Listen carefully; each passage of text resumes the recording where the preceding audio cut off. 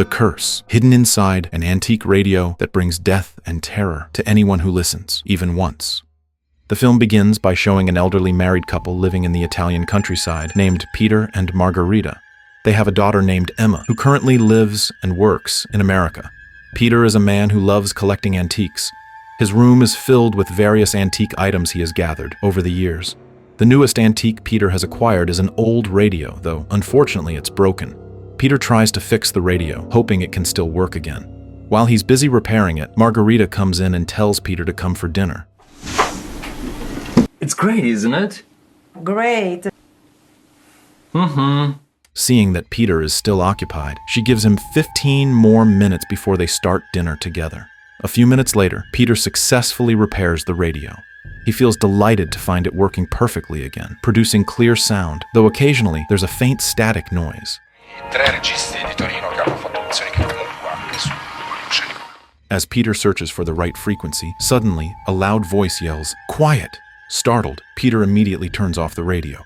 Curious about what he just heard, he switches it back on and only hears music playing. But at the same time, he feels a strange, unsettling presence behind him. When he turns around, he is shocked to see a woman standing right behind him. He quickly turns the radio off and the woman disappears, only to reappear every time the radio is switched on again.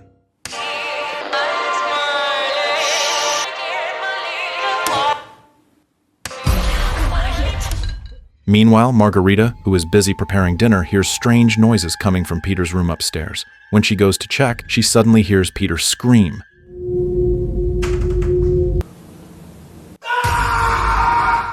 The scene then shifts to Emma, who has just woken up from her sleep. Emma is a talented singer. She has tried several times to attend auditions to develop her talent, but due to personal issues that often disrupt her focus, she still hasn't found the courage to audition. Emma has a boyfriend named Seba, who is always there to support her. While they're talking, Emma receives a phone call from her mother, Margherita, bringing bad news about Peter. He's in the hospital. Shocked, Emma decides to return to Italy. Not wanting Emma to travel alone, Seba offers to accompany her. Hi, Mom. Okay, I'll call you back.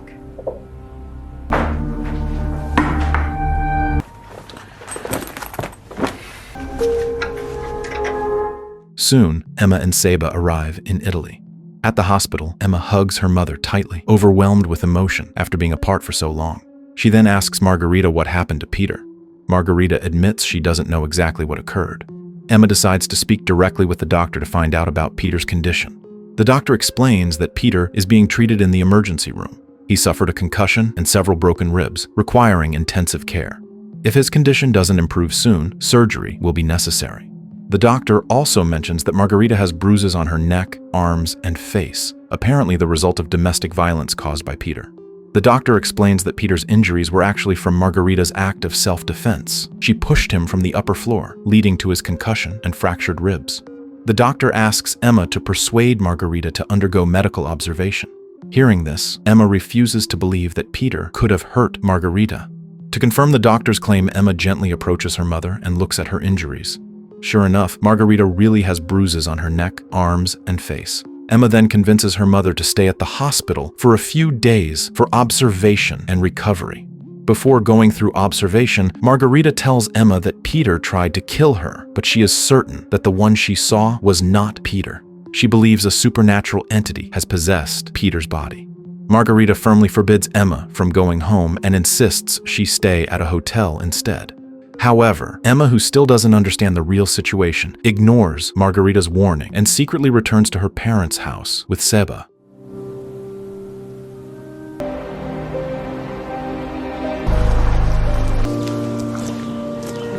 Shortly after, Emma and Seba arrive at the house. Emma begins showing Seba around, introducing each room. Because Emma loves singing, she has a small studio built by her father, a place where she often practices and records her vocals. So this was your little secret getaway. First time in here.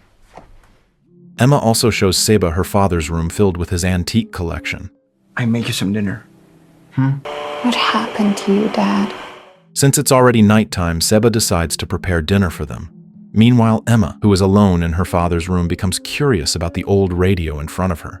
She turns it on, but at the same moment, Seba calls her from downstairs, so she reluctantly switches the radio off again. They check the fridge and realize there's nothing they can cook. Since there's no food at all, Seba decides to go out to buy dinner using Margarita's bicycle.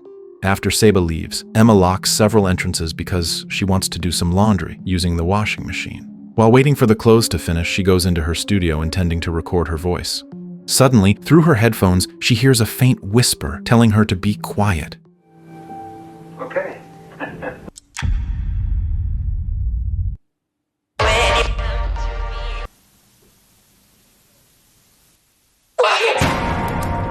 The voice grows clearer and clearer.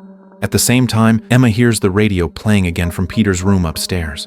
Confused about how it could turn on by itself because she is certain she turned it off, Emma slowly heads upstairs to switch it off again. But suddenly, she experiences a supernatural disturbance.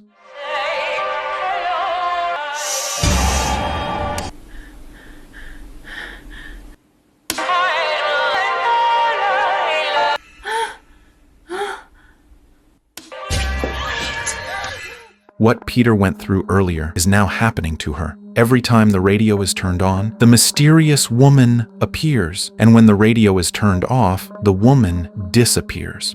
Emma then hears her phone ringing downstairs and quickly runs to answer it. Every time the ringtone plays, the ghostly woman shows up again. The caller is Seba, but right when Emma tries to answer, her phone battery dies mysteriously. Emma is confused because she is sure her phone still had enough battery, making the situation even more unsettling. At that moment, the house phone rings and once again the ghostly woman appears. Meanwhile, somewhere else, Seba is desperately trying to call Emma to tell her that he has run into trouble. Margarita's bicycle was stolen. The incident happened while Seba was buying a hot dog from a street vendor, and without him noticing, someone took the parked bike. To make matters worse, when he tried to pay for the hot dog, he realized he had left his wallet at Emma's parents' house. With no bicycle, no wallet, and no food, Seba has no choice but to walk all the way back to Emma's parents' home. Shortly after, Seba arrives at Emma's parents' house. But when he tries to enter through the front door, he finds it locked, preventing him from getting in. He rings the bell several times, but Emma never answers. Then Seba hears a strange noise coming from the basement.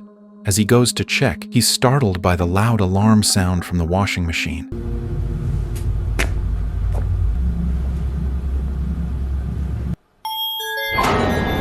The noise triggers the appearance of a ghostly man wearing a white shirt.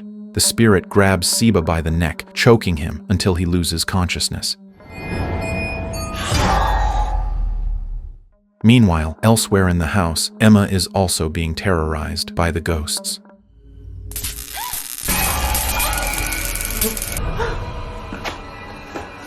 In a state of panic, she notices the word "help" typed on a typewriter. Confused by the message, Emma decides to type back, asking, "Who are you?" But the moment she does, the sound of the typing enrages the male ghost.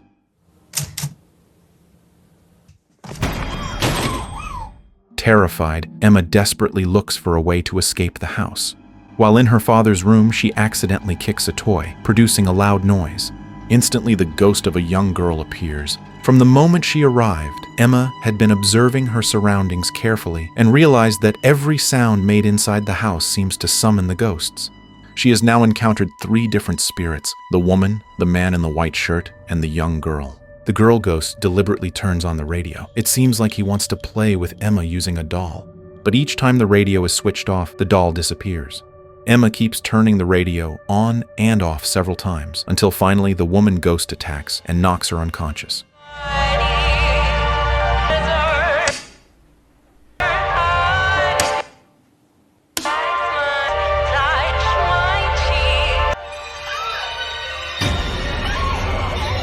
When Emma wakes up, she gets an idea: to try communicating with the ghosts to find out who they are and why they keep telling her to be quiet. The woman ghost replies that if they don't stay silent, he can hear us. Emma nervously asks, "Who is he?" Then the male ghost responds loudly, "It's me." Trembling, Emma asks again what he wants. The voice answers clearly: he wants to kill her. While searching the room, Emma finds a working phone charger and quickly recharges her dead phone.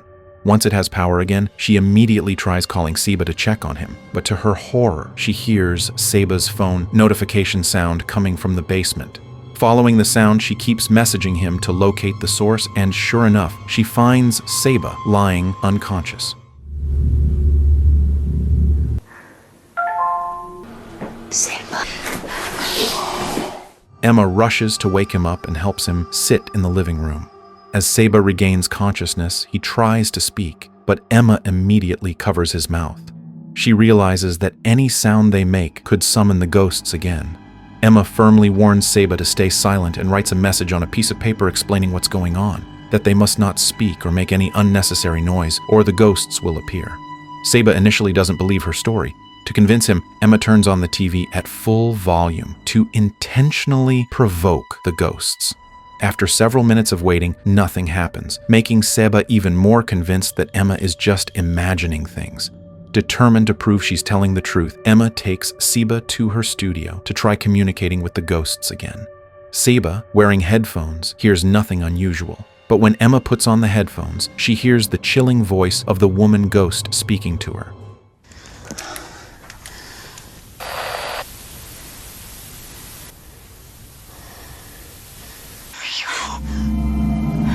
Hearing the ghostly woman's voice through the headphones, Emma decides to hand them back to Seba, but suddenly, Seba vanishes. Alarmed, Emma searches the house and eventually finds Seba sitting motionless on a chair, his eyes completely white, a clear sign that something has possessed him.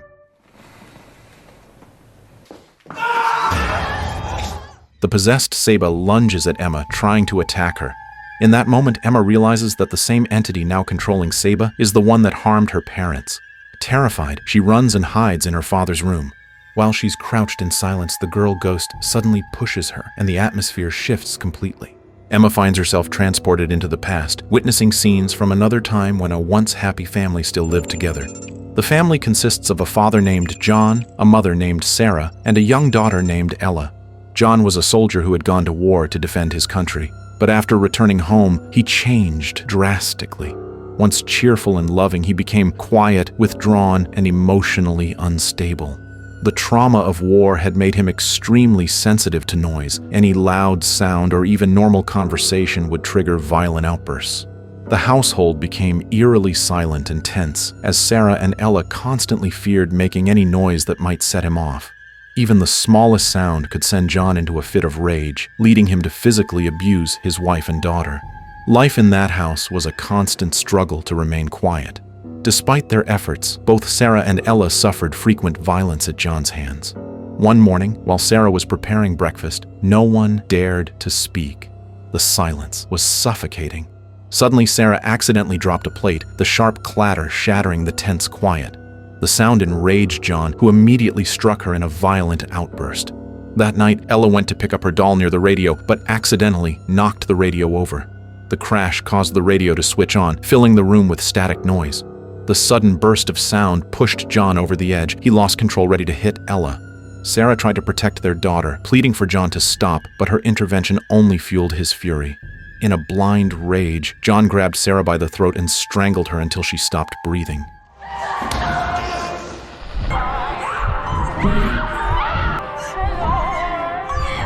Horrified and heartbroken, Ella attacked her father with a pair of scissors, stabbing him in desperation. But before dying from blood loss, John retaliated by choking Ella to death.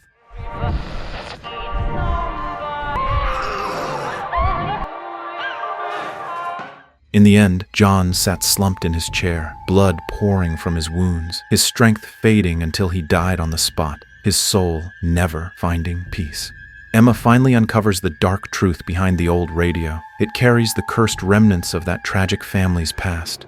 Suddenly, Seba, still possessed by John's vengeful spirit, attacks Emma violently. Emma fights back and comes up with a plan to trap Seba inside her studio. She already knows that the ghost's weakness is noise. Her plan works perfectly. She manages to lock Seba in the soundproof room and blasts loud rock music at full volume. The intense noise weakens the ghost, causing it to scream in agony. But John's spirit is cunning. It quickly cuts the power, silencing the speakers and plunging the room into an ominous quiet once again. Emma then comes up with another plan to activate the house alarm, which would create a deafening noise loud enough to weaken the ghost. However, just as she's about to trigger it, the entire house suddenly loses power, plunging everything into darkness and silencing the alarm. The failure leaves Emma frustrated and terrified, convinced that her life will soon end at the hands of John's vengeful spirit. But then, something unexpected happens. The ghosts of Ella and Sarah appear before her and gently take her hands. Unlike John, these two spirits mean no harm. They've come to help Emma defeat him once and for all. With their support, Emma gathers her courage. Together, Emma, Sarah, and Ella scream as loud as they can, filling the house with overwhelming noise. The sound becomes unbearable for John's ghost, who lets out a final, agonizing roar before vanishing into nothingness.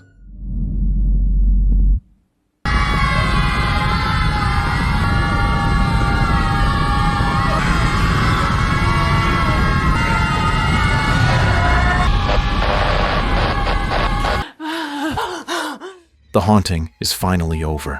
Emma runs to Seba and hugs him tightly as he regains consciousness, free from the possession that had taken over him. The nightmare that once terrorized them has ended, though the memory of it will remain forever etched in their minds. Later, Seba and Emma recount everything they experienced in the house and the dark secret behind the cursed radio. Not wanting the same horror to ever happen again, Peter, now fully recovered, decides to destroy the radio once and for all. He damages it so it no longer works and throws it away by the roadside. Eventually, a man passing by finds the broken radio and takes it to an antique shop to sell. One of the shop assistants, intrigued by its vintage look, buys it for 10 euros.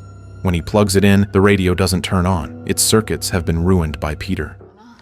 Ho provato ad attaccarla, ma... Tieni. Grazie. Di niente. Still, the woman continues unpacking other antiques, including an old painting, completely unaware of the danger that awaits him.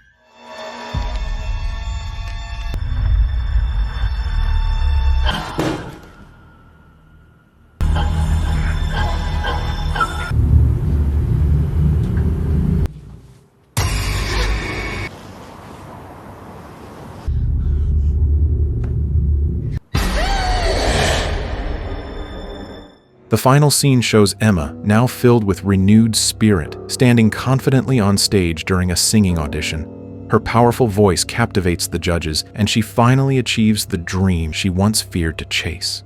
Emma becomes a celebrated music star, recording beautiful songs that touch people's hearts, including Seba, who watches proudly from the audience. And thus, the story comes to an end.